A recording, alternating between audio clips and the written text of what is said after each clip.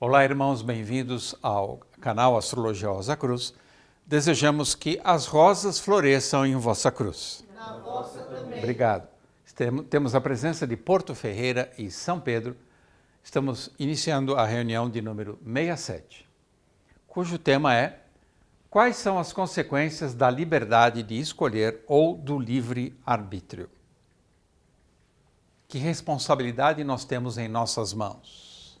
Ora, a realidade demonstra que podemos criar uma civilização que comporta tanto obras de arte maravilhosas como monstruosidades, que é o tema do filme de Yorgos Lanthimos, que nós abordamos durante 8 reuniões, Pobres Criaturas ou Pobres Coisas.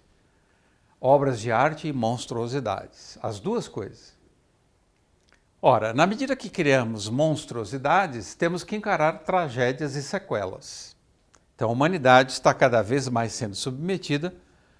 Nós tivemos agora a experiência do Rio Grande do Sul, com Urano em Touro, conjunção Júpiter, dessas tragédias que arrasam uma região do planeta, podem torná-la até inabitável, pelo menos durante um certo tempo.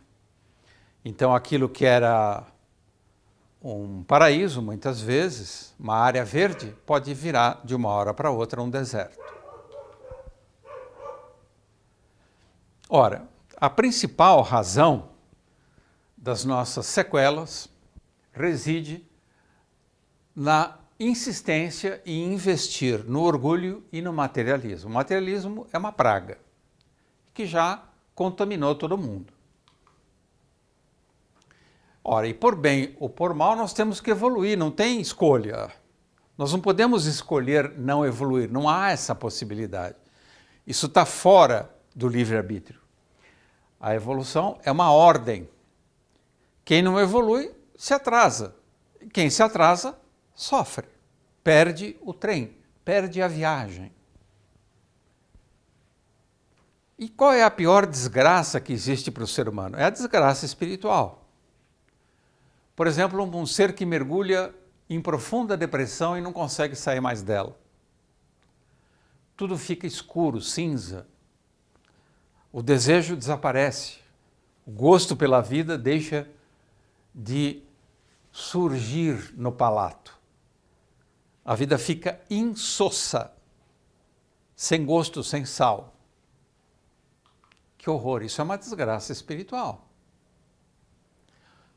Por que que isso acontece? Porque é uma pessoa que se permitiu o esvaziamento da alma. Ela vendeu a alma, tal como Fausto, essa obra maravilhosa de Goethe. Vender a alma em busca de prazeres profanos, fúteis, vulgares, vazios e até obscenos. É muito fácil aquilo que é útil se transformar em fútil. Muito fácil. É um passozinho. E hoje, quem abre o celular, o computador, as mídias em geral, a futilidade chove, despenca livremente. A iniquidade corre solta. Ora, isso só pode levar à tragédia. Nós continuamos escolhendo um fim trágico. Sempre a escolha é nossa. O corpo físico é um laboratório.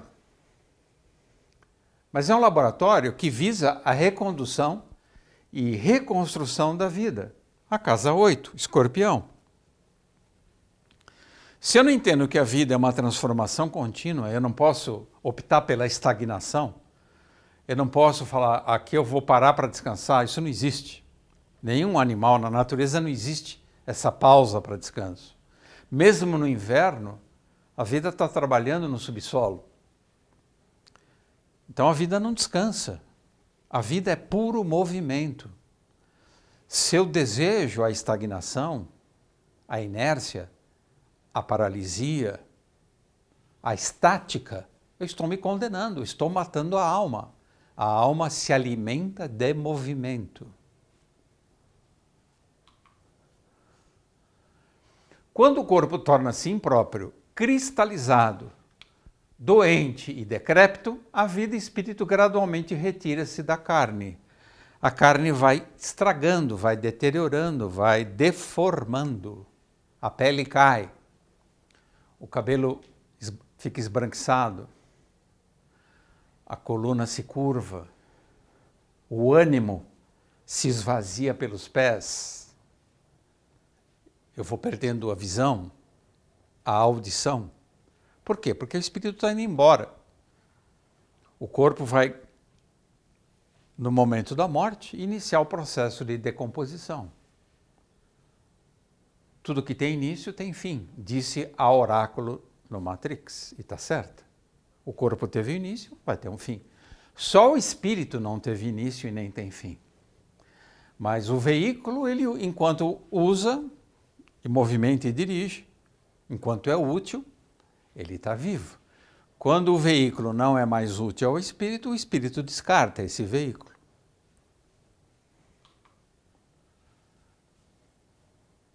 Então, existem dois caminhos opostos. E é importante que entendamos. Quando eu estou sincrônico, quando eu não sou nem anacrônico, nem crônico, mas sincrônico, eu efetuo a sintropia, que é uma concentração focada de energia na construção, na reunião de partículas, que é o meu corpo.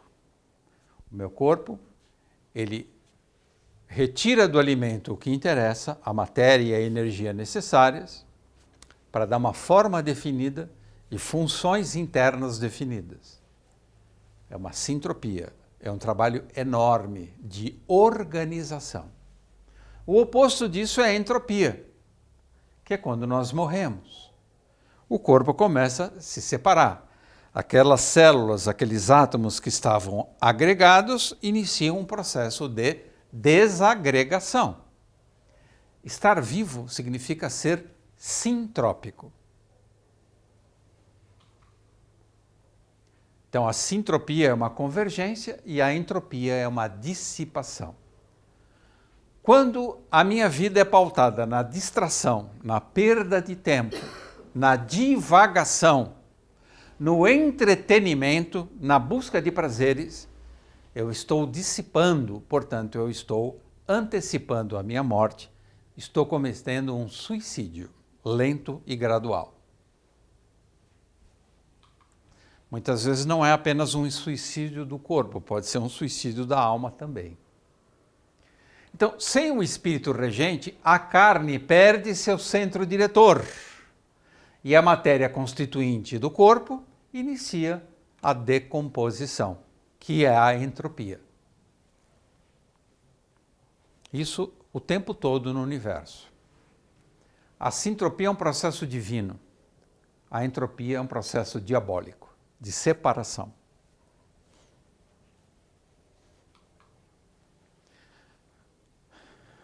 Quando eu permito que os meus desejos suicidas dominem a minha natureza, a minha vida, como o álcool, o desejo de ingerir carne, o desejo de prazeres baixos, eu estou me encaminhando para uma morte precoce e indigna. Eu posso me tornar um indigente. E quais são os aspectos mais responsáveis pela indigência? Os aspectos que envolvem os signos fixos. Touro, Leão, Escorpião e Aquário. Eles fazem quadratura entre si e oposições mútuas. Ou quadraturas entre Vênus, Sol, Marte, Plutão, Urano. São desastrosas. Quem tem essas quadraturas no tema natal tem que ficar atento, porque já estão indicando um processo de entropia de autodestruição. Tem que corrigir isso prontamente antes que seja tarde.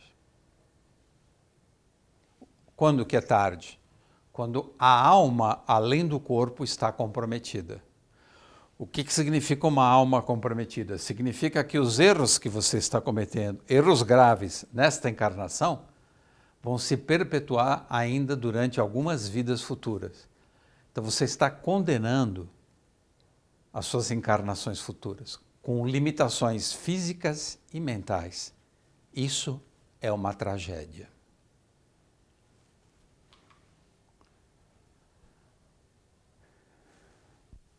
E qual é o maior problema de todos, problema que nós apontamos sistematicamente? A hipertrofia do ego.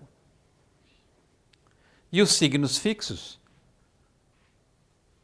em particular Leão, Escorpião e Aquário, são os que mais induzem a hipertrofia do ego. É uma inflação da personalidade, do temperamento. É horrível. A pessoa se acha, está condenada. Quem se acha já está condenado. Estranhamente, o homem sente orgulho de ser um predador cruel, um algoz da natureza. Lembrando mais uma vez o filme Pobres Criaturas, o filósofo fala que nós somos bestas cruéis. Não passamos disso. E, de fato, a maior parte dos seres humanos não passa de uma besta cruel. E tortura a natureza. Nós somos torturadores das outras ondas de vida.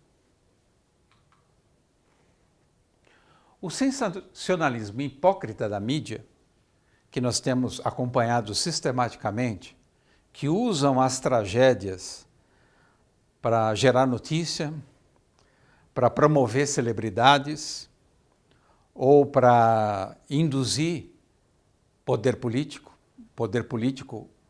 Poder público se usa da tragédia para aparecer em destaque e pousar de bonzinho. Então, o sensacionalismo hipócrita da mídia vê nas tragédias oportunidade para manipular emoções e gerar comoção coletiva. Então, todo mundo vai e doa alguma coisa, todo mundo vai. Isso não resolve nada, porque a estrutura materialista persiste. O orgulho, a hipertrofia do ego persiste. Enquanto isso continua, enquanto isso se perpetua, as tragédias também vão continuar. A história da humanidade demonstra isso o tempo todo. Guerra, tragédia, colapso da natureza. E a comoção coletiva dá muito dinheiro. Leva a boiada. Até as religiões se aproveitam disso. Religiões que, obviamente, são mera manipulação de consciências. Tragédias, doenças e mortificações têm funções descristalizantes. São necessárias. Não adianta chorar. Aquilo tem que acontecer porque aquilo foi promovido pela própria humanidade. A humanidade se cristaliza. A onda de vida humana padece da lei do retorno. Ela planta e colhe. Simples assim. A lei do retorno. A humanidade violenta a natureza violenta a humanidade. Fala, Cristiana. Posso fazer? Mas vem aqui. Posso fazer uma pergunta? Sim. Porque estamos todos muito comovidos com o que aconteceu, por exemplo, o que está acontecendo com a tragédia no Rio Grande do Sul. E vem ao encontro disso que você está falando. Muita gente oferecendo ajuda, doando dinheiro, ou indo até lá prestar ajuda, né? Mas, no caso, o que você considera mais eficaz?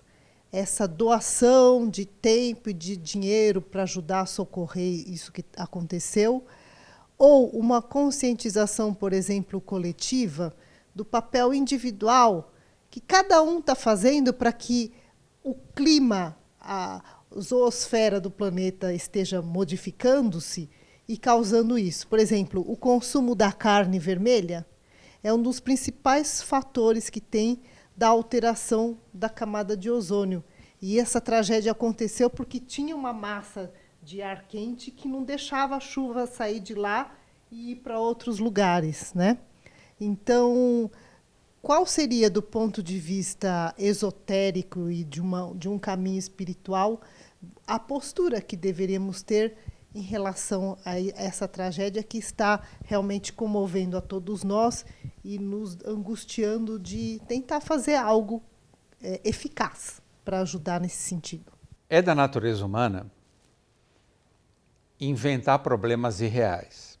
Nós nunca atacamos o problema real. Ou seja, nós nunca encaramos a verdade. Nós gostamos de maquiar a verdade com sensacionalismo, com falsa misericórdia, enfim. Com tudo isso que a gente assiste o tempo todo. E a mídia se aproveita muito. Dentro da filosofia Rosa Cruz, destino é sinônimo do quê? Caráter. Isso. Não é possível mudar o destino se o caráter continua o mesmo. Da mesma forma que existe o caráter individual, existe o caráter coletivo. Sim. Como uma espécie de espírito-grupo. Então, as regiões do planeta onde a coletividade, a soma dos caracteres que habitam aquela região é degenerada, aquela região, ela naturalmente também se condena a tragédias. Então, locais onde se consome muita carne, muita bebida alcoólica, são locais que estão criando um egregório, e o Anônimo, no livro Meditações sobre os 22 Arcanos do Tarot, explica isso, estão criando egregórios de natureza perversa que vão fulminar aquela região em algum momento, vão diabolizar aquele espaço. Isso vale para qualquer parte do planeta. Aonde se violenta a natureza vai também manifestar-se de forma violenta. Segundo Max Rendel, os maiores cânceres da humanidade são pautados no egoísmo e no materialismo, né? Então, além de tudo isso que você elencou, a questão da postura egoísta e materialista. Ok, obrigada. O que aconteceu no Rio Grande do Sul, ou está acontecendo, é semelhante à parábola de Jó. Só que todo mundo esquece. Você, um dia, pode viver na abundância e no dia seguinte ficar sem nada. Essa história é antiga e a gente esquece. Então, a questão é como nós vivemos o infinito. O que é o inferno? É transformar o infinito em dor, solidão e doença. O que é o inferno? O inferno é você ser obrigado a viver sem amor. Já imagina? A secura da alma atinge tal grau de desidratação que a alma fica impermeável ao amor. Não dá para imaginar inferno pior que esse. Quem acredita que o inferno é um local onde fica queimando alminha, tem a santa paciência, né? Inferno está dentro de nós, assim como o céu está dentro de nós. Então, o destino trágico é quando medos e pesadelos plasmam-se na realidade. Se coagula. Aquilo que estava na imaginação coletiva desce como uma chuva. E são ciclos das alternâncias, não tem jeito. Alternâncias e reincidências. Eterno retorno. Roda do Sansara. Conhecidíssima. E é uma roda devoradora. Ninguém escapa. Ninguém escapa aos ciclos alternantes. Você está almoçando com alegria e pode jantar com a tristeza, ninguém garante.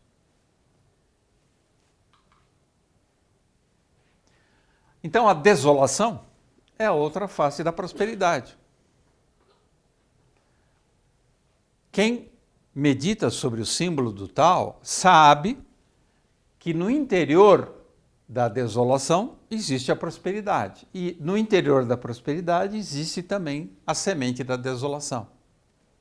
Toda a tradição diz isso há muito tempo. A morte é a outra face da vida. Inevitável. Então, nascimento, fase adulta, velhice, morte. Né? Do pó vieste, ao pó retornarás. Não tem como mudar isso. Agora, você pode mudar a forma de lidar com isso. Apesar de morrer, você pode já ser um ser eterno. E a morte não significa absolutamente nada. Não é um ponto de parada, é um ponto só de mudança de endereço. A morte resulta da ignorância. Então, quando deixarmos de praticar a iniquidade e a ignorância, a morte vai desaparecer. Então, a vida será um fio contínuo. A ignorância é irmã do pecado. Os principais pecados, como disse a Cris, o egoísmo e o materialismo. Facilmente caímos em tentação. Nós somos facinhos. Não adianta conhecermos os 7 pecados capitais. Toda hora estamos escorregando neles. As advertências não adiantam. Por isso que nossa vida é trágica. Nossa fraca e preguiçosa memória encobre a preciosa história de Jó. A vida tem reveses. Podemos ousar a formular a questão: qual o propósito de Deus quando criou esse laboratório Terra? O propósito é simples. Você tem que evoluir. Se você não evolui, você apanha. É possível resgatar o encanto de um mundo desnaturado e desencantado? Sim. A arte faz isso, o amor faz isso. Mas nós investimos na arte, na criação, no amor? Ou somos seres condicionados e vivemos para satisfazer os instintos mais precários e animalescos? É uma escolha. O que diz o nosso amigo Vinícius de Moraes? Tem dias em que fico pensando na vida e, sinceramente, não vejo saída. Como é, por exemplo, que dá para entender, a gente mal nasce e já começa a morrer. Depois da chegada, vem sempre a partida, os opostos, vida-morte. Porque não há nada sem separação. Há sintropia e há entropia, coexistem. Sei lá, a vida é uma grande ilusão, mas olha que lindo isso. Sei lá, só sei que ela está com a razão. Mesmo que eu não entenda as coisas, a vida tem razão. A vida é. Enquanto nós não entendermos o que a vida é e sempre será, e focarmos a nossa existência no mero existir, a nossa existência será trágica. Qual o futuro do zoológico humano? Será que nós estamos condenados realmente a viver só na horizontal, só na horizontalidade da existência? É isso? Esse infinito caminho da velhice para a infância, da infância para a velhice, a natureza inferior, a natureza animal, a morte ceifando toda a vida. Que trágico isso. Quanto tempo isso vai durar? Anjo bom, você tem que nos ajudar. Quando isso termina? Quando esse perrengue acaba? Não acaba. O interessante é que não acaba, porque o grande truque da liberdade é esse, né? Enquanto alguém escolher o caminho continua a acontecer. Enquanto alguém propaga um sentido naquele caminho, aquele caminho começa e continua a ter seus seguidores. Hoje seguidores é uma palavra bonita, né? Todo movimento tem seus seguidores. E da mesma forma, essa realidade material tem muitos seguidores, né? Principalmente aqueles que desacreditam completamente a possibilidade. São pessoas que não sabem se há ou não há, mas eles desencaminham com a veemência e até com o sarcasmo da fraqueza daquele que acredita no encaminhamento espiritual. Então esses seres que perpetuam esse pensamento esvaziado de sentido, que é a linha material da horizontalidade, eles são responsáveis por perpetuar essa linha de existência. E a liberdade, nesse sentido, acaba sendo o pior presente que a gente podia ter ganho. Porque não há como sair disso a não ser por uma escolha pessoal. Porque se esses seres fossem arrancados dessa possibilidade horizontal, a liberdade passaria a ser fake. Há muitas coisas. Já pensou a liberdade ser uma fake news? Que terrível isso. Mas não. É a liberdade que permite esse tipo de escolha, inclusive escolhas atrasadas. Então, aqueles que não estão nessa condição de atraso precisam minimamente abençoar aqueles que escolhem equivocadamente. Como? Achando que eles são sem noção, são desgraçados, bem feito? Não. Bem querendo os seres desencaminhados, né? Torcendo para que eles se reencaminhem. É aquilo que nos cabe.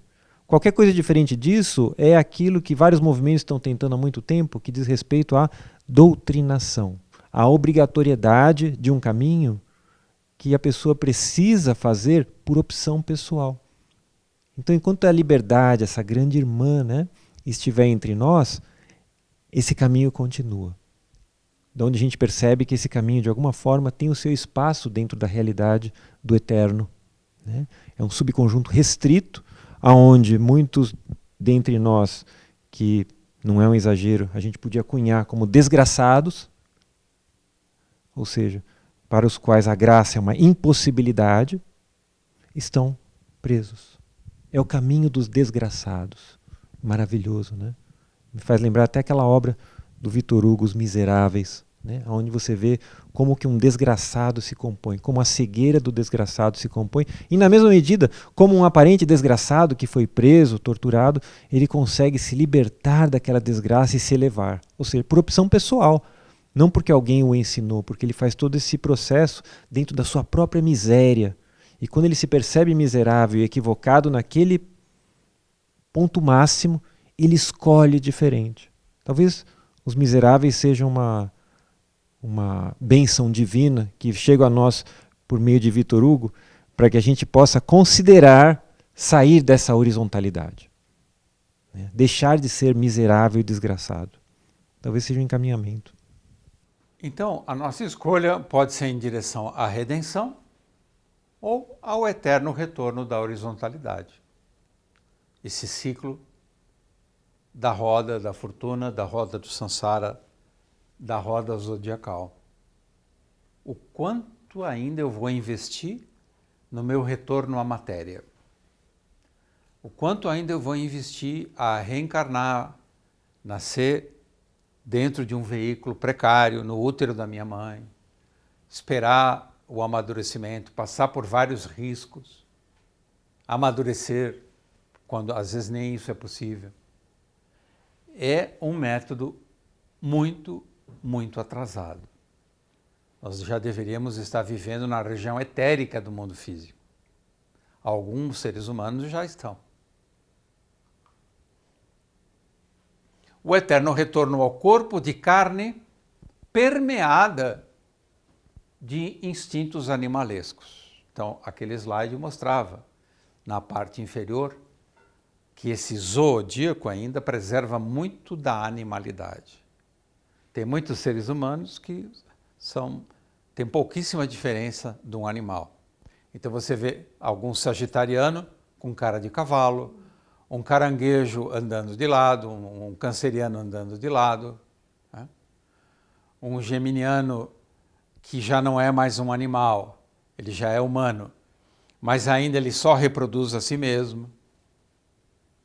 Então, essa repetição do mesmo, esse eterno retorno, do carneiro que dá cabeçada, do boi que fica empacado, é horrível.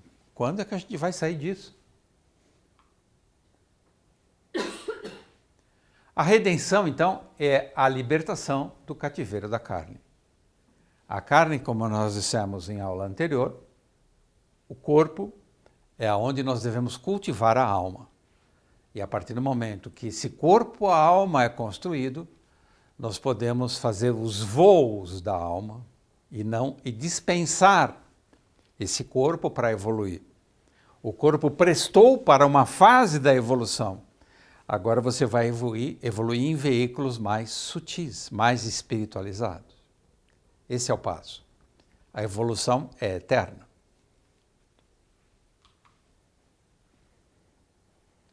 Então, isso demanda a purificação dos movimentos do corpo, dos desejos e da mente. Purificar. Tornar puros. Eliminar a sujeira. Purificar a purificação dos caprichos leoninos do ego. Nós temos que adestrar o leão, levar o leão para o circo. Porque, na verdade, o leão é um palhaço, ele não sabe.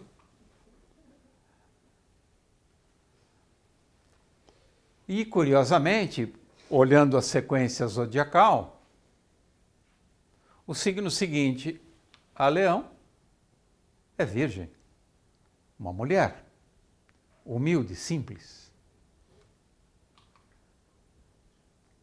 O que significa essa passagem, então, de Leão para Virgem? É a vontade ígnea, elemento fogo, purificada e orientada ao serviço. Por isso que o lema da fraternidade é serviço amoroso e inegoísta. Mas é uma passagem extremamente difícil.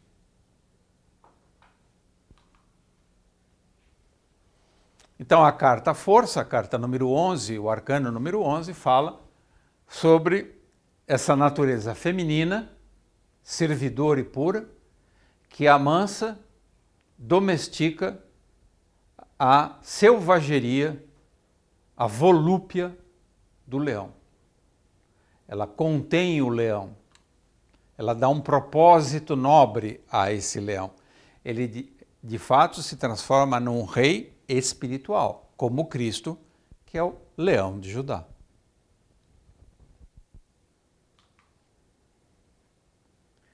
A Virgem ensina a prática do serviço amoroso e altruísta ao pretensioso leão. Então, como nós dissemos na reunião anterior, nós temos que sair de leão e ir para aquário. E temos a presença de Plutão, como comentou a Crise, o anjo bom, na reunião passada, que agora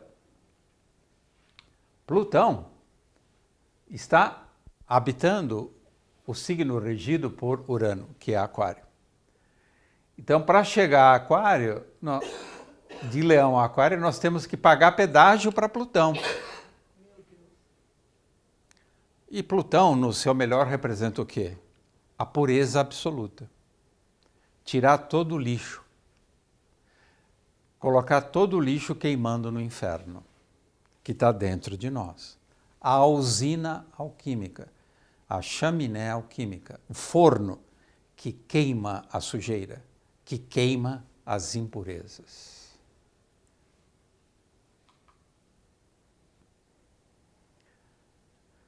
Então, essa subida de Leão para Aquário, passando por Plutão, é a consciência do amor libertador. Eu tenho que aprender a amar o meu semelhante, o próximo, que é esse amor por toda a humanidade, que é o caminho da libertação dentro de uma escola cristã.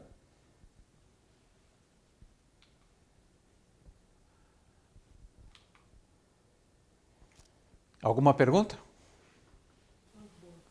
Angel? Come here. Eu gostaria de fazer um comentário, né? Porque muitas pessoas podem estar vendo tudo isso e vendo isso como uma impossibilidade, um sonho, um delírio, e até se perguntando por onde começar, né? Às vezes é importante a gente olhar que no mundo físico tem leis, tem estruturas, tem fundamentos inquestionáveis pela própria ciência, essa irmã que é mais atrasada em relação à espiritualidade e à arte, a partir de onde a gente pode se apoiar. E um conceito importante para a gente se apoiar, para que uma transformação comece, é o conceito de inércia. Então, um corpo que está parado, ele tende a continuar em repouso. Um corpo que está em movimento, ele tende a continuar em movimento.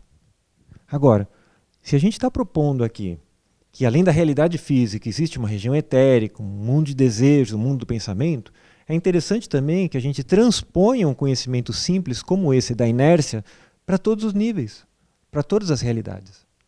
E perceber que aquela pessoa que fala, puxa, mas eu faço tudo certo e tudo dá errado, então isso é tudo mentira, isso é uma forma de expressar que a pessoa tem de desconhecer completamente o princípio da inércia em todos os planos. Porque se há uma inércia no mundo físico, há uma inércia abstrata na realidade espiritual.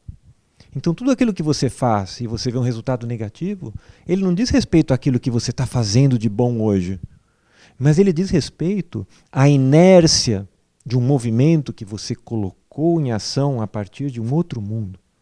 Da inércia de como você pensou por muito tempo, da inércia de como você desejou por muito tempo, da inércia de como você atuou por muito tempo. Então, por mais que eu limpe as coisas nesse plano, eu ainda sofro as consequências de uma forma de pensar. Porque nesses outros mundos, a intensidade do movimento é muito diferente da intensidade do movimento do mundo físico. Porque esses mundos são muito mais poderosos em termos de gerar uma estrutura daquilo que vai se manifestar nesse plano de forma cristalizada. Então, o meu presente pode sofrer um processo de arrastão. Exato. Você faz tudo certo, mas você vê tudo dando errado. É como se você fosse uma autossabotagem, que você quisesse uma resposta linear de um entendimento espiritual, de um entendimento transcendente. Ou seja, você pensa materialmente. Você não concebe a possibilidade do fato de dar errado. É uma forma de olhar para algo que inclusive você mesmo pode ter sido a ferramenta de fazer dar errado na vida do outro. E que você está esquecido, e que você está desconectado, e que você pensou de forma adoecida. A inércia no mundo do pensamento tem uma outra qualidade de sedimentação em relação à inércia do mundo físico.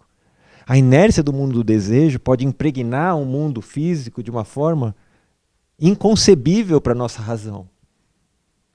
O fato é que aquilo que acontece, na medida em que a gente entende que se trata sempre do melhor que poderia ter acontecido, é a forma da gente compreender com a maior clareza quem nós somos e o que nós somos. Porque aquilo que nos acontece é o resultado das nossas escolhas, que não estão restritas às escolhas que a gente está fazendo agora, mas é a somatória de tudo que a gente escolheu. E isso é maravilhoso. Então, essa somatória de tudo que a gente fez pode ser um tsunami que chega na praia linda que a gente fez hoje. Olha que maravilhoso. A gente fez hoje, nossa, eu fiz uma praia maravilhosa, construí uma casa perfeita. Por que chegou esse tsunami e acabou com tudo? Olha que graciosa que é essa resposta. Olha que piedosa a inércia foi consigo, na medida em que, de uma forma aguda, de uma forma intensa, ela liquida com todo um passado que já não mais faz parte. Como que a gente vai se portar frente a esse tsunami? Conseguiremos ser gratos a ele? Ou desgraçaremos tudo à nossa volta? Como eu sou azarado. Como encontrar a graça naquilo que se mostra como desgraça? Isso também é um exercício. Porque ser grato na graça é fácil. Eu agradeço, puxa, que bom, obrigado. Mas como ser grato na desgraça? Como alguns plastiquinhos, Deus me deu esse carro. Não é verdade? Eu não sabia que Deus tinha concessionária. E como algumas orações indevidas, né, que parecem uma bondade. Puxa, olha, desejo a você o dobro daquilo que você me deseja. Como se fosse uma coisa boa, mas ele está falando, olha, se você me desejar o mal em dobro para você. A gente tem todas essas artimanhas, né, que são engraçadinhas e que, sem que a gente saiba, amaldiçoa o nosso movimento pessoal, né? E depois a gente não tem força suficiente para assimilar a desgraça enquanto um princípio construtivo. Olha que paradoxo. Que história é essa de desgraça como um princípio construtivo? Porque às vezes precisa ver a máquina do desmanche para que algo mais interessante, vitalizado, seja composto. E não simplesmente a gente olhe para a desgraça de uma forma desolada. Olha que palavra bonita, né? Você trouxe essa palavra, desolação. Que palavra maravilhosa. Olha, é sem o sol. Que loucura. Sem o sol não há espírito, porque o sol é a própria essência do espírito dentro do pensamento astrológico, né? Então, todo esse cuidado com esse princípio, que no mundo físico é fácil de aprender, não precisa nem fazer faculdade de física, né? Hoje na Wikipedia, qualquer lugar você pode aprender sobre a inércia, ele pode ser aplicado em todos os planos da minha vida. Então, como eu estou pensando? Como eu estou sentindo? Como estou falando? Como estou fazendo? E, finalmente, o que faço? Enquanto a gente continuar a observar só a inércia do que faço, quando eu não sou bem-sucedido, eu sou um desgraçado. Na medida que eu começo a perceber a inércia em todos os planos, eu sou um iluminado. Um caminho possível. Um olhar, né? Um olhar. Obrigado, Ozzy. Bravo, Angel.